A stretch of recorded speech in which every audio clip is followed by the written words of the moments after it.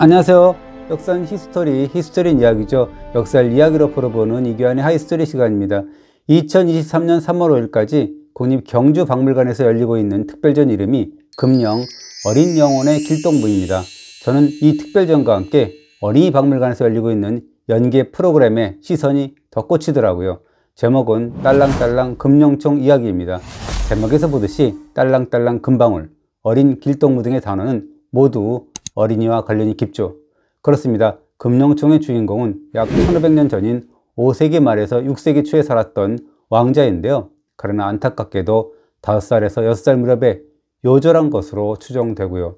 이 요절한 왕자를 가슴속에 묻어야 했던 신라 왕의 심정으로 이야기를 한번 풀어보겠습니다. 일제강점기인 1924년 5월 10일이었습니다.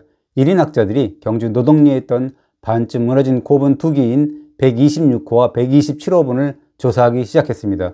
두 고분은 경주에서 가장 큰 단독분인 봉황대에 딸린 돌무지 덧날 무덤이었는데요. 1인 학자들이 이 두 폐고분에 눈독을 들인 이유가 있었죠. 3년 전인 1921년에 주막집 확장공사 중에 우연히 발견된 고분이 있죠. 금관을 비롯한 온갖 금제 유물이 터져나온 금관총입니다. 그러나 이 금관총 발굴은 경주 현지의 아마추어들이 서둘러 유구와 유물을 파헤치는 바람에 학술적인 정보를 거의 잃은 채 졸속으로 끝나고 말았습니다.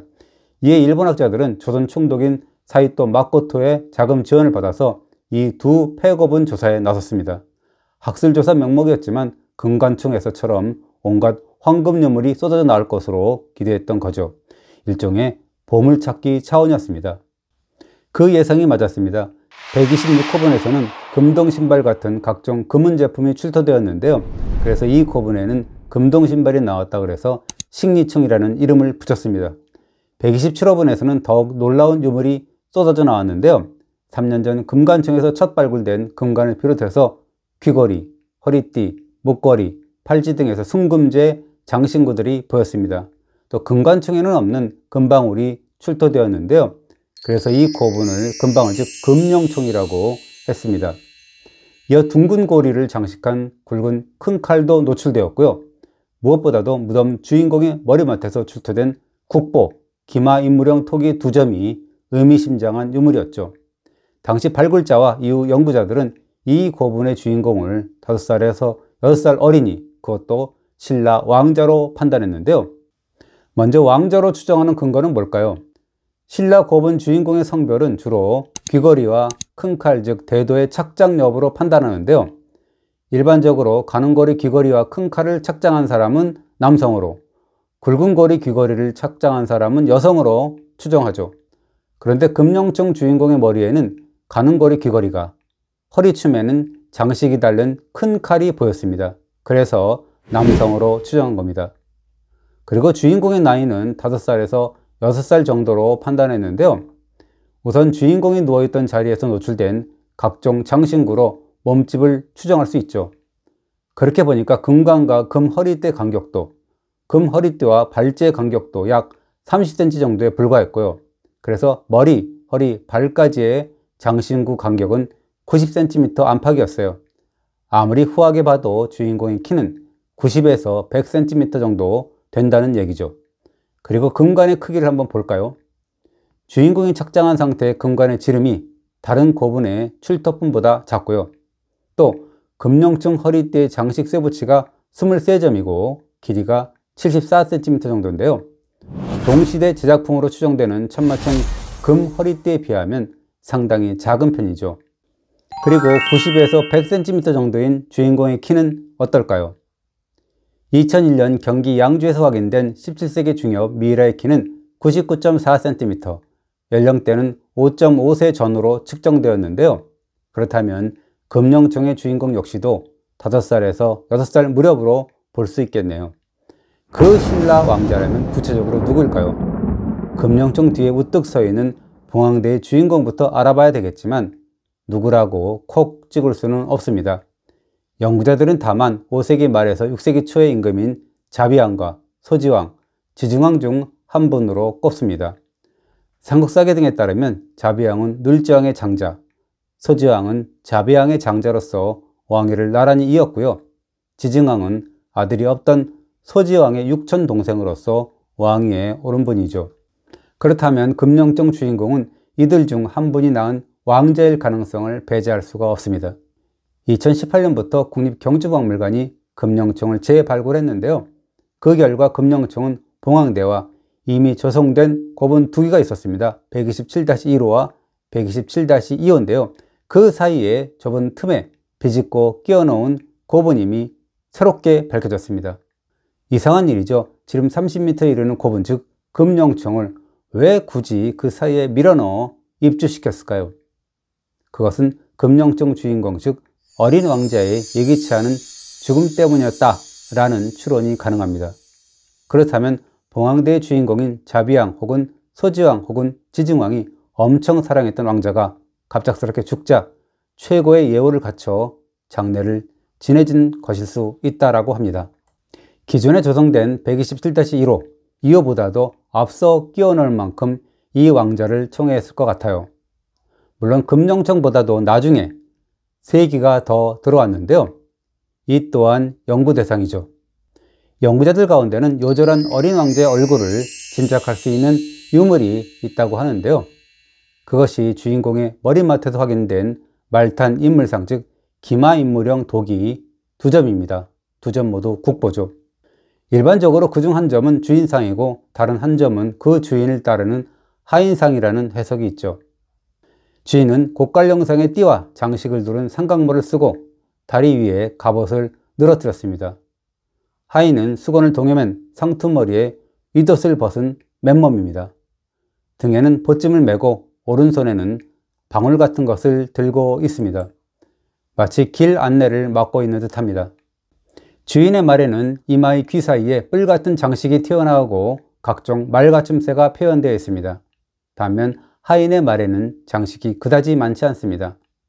그리고 기마인물형 도기와 함께 상당량의 말받침새가 보인다는 것도 이채롭죠. 제갈과 안장, 발걸이, 말띠꾸미개, 말다래, 말방울, 말종방울, 칠흑거리 등을 갖춘 최소 3세트의 말받침새였습니다. 이 가운데 말타니의 최고를 짐작할 수 있는 안장과 발걸이가 소형인 것이 특징인데요. 주인공이 어린 왕자임을 유추할 수 있는 또 다른 단서죠. 또 최근에 금령청 재발굴에서 나무 높이가 56cm에 달하는 압도적인 크기의 말 모양 토기도 출토되었는데요. 이 말은 메롱하듯이 혀를 쑥 내밀고 있습니다. 마치 신라 어린 왕자와 장난하는 것 같습니다. 상상해 볼까요? 요즘 아이들이 공룡이나 자동차를 좋아하지 않습니까? 이 신라의 어린 왕자도 당대 자동차의 말을 엄청 좋아했을 수가 있죠. 그래서 아버지의 마음으로 꼬마가 생전에 그렇게 좋아했던 말 관련 용품들을 넣어 주었을 수 있습니다. 그래서 어린 왕자가 말을 타다가 떨어져서 갑작스럽게 사망한 게 아니냐라고 추측하는 이도 있습니다. 그런 측면에서 이 기마인물형 도기 중에서 주인상에 주목하는 연구자들이 꽤 있더라고요. 왜냐하면 다른 신라 지역에서 출토되는 토 등의 얼굴과 사뭇 다르기 때문입니다. 이 주인상의 얼굴을 보면 오뚝한 콧날에 뾰족한 턱 때문인지 인상은 좀 날카로워 보입니다. 그러나 살짝 감은 듯한 두 눈과 펑퍼짐한 말을 보면 금세 친근감이 배어난다고 합니다. 꼭 누군가를 모델로 만든 느낌이 든답니다. 그 모델 후보는 무덤의 주인공이고요. 그렇다면 이 기마인물상은 역사상 가장 오래된 초상화가 아닐는지요. 또 주인 옆을 지키는 하인상은 어떨까요? 오른손에 장례의식에 사용되는 방울을 들고 있다는 점에서 하인이 아니라 의례 행위를 주관하는 제사장일 수도 있다 라는 해석도 있습니다. 이 밖에 배 모양 그릇과 등잔 모양 그릇도 확인되었는데요. 출토 양상을 종합해보면 그럴듯한 추론이 가능합니다. 즉 말을 무척 좋아했던 어린 왕자가 갑작스러운 죽음을 맞이했다.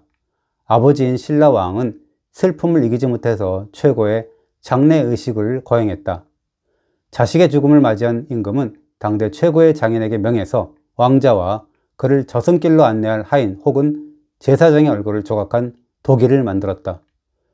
저승에서 만날 물길을 무사히 건넜으면 하는 마음으로 배 모양 그릇을, 또 어두운 공간에서 발을 헛디디어 넘어지지 말라는 심정으로 등잔 모양의 그릇을 넣어주었을 것이다.